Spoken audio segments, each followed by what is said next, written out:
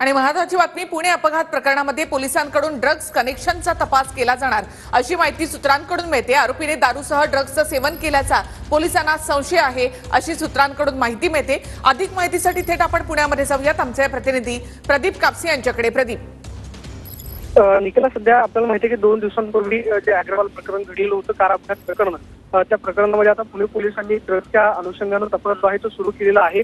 ज्या बिल्डर पुत्रांना मित्रांसोबत पार्टी केलेली होती, त्या पार्टीमध्ये अंमली पदार्थांचं सेवन जे आहे त्या मित्रांनी केल्याचा संशय जो आहे तो पुणे पोलिसांना आहे। त्या दृष्टीने आता पुणे पोलिसांचा तपास जो आहे तो सुरू झालेला आहे। ड्रग्ज कनेक्शन प्रकरणामध्ये नवीन काय माहिती समोर येते हे खरं तर पाहणं महत्त्वाचं असणार आहे, कारण गेल्या काही दिवसांपूर्वी पुण्यामध्ये ललित पाटील ड्रग्ज प्रकरण जे आहे ते घडलेलं होतं। त्या अनुषंगानं पुन्हा एकदा खरं त्या प्रकरणाची चौकशी होते हे पाहणं महत्त्वाचं असणार आहे।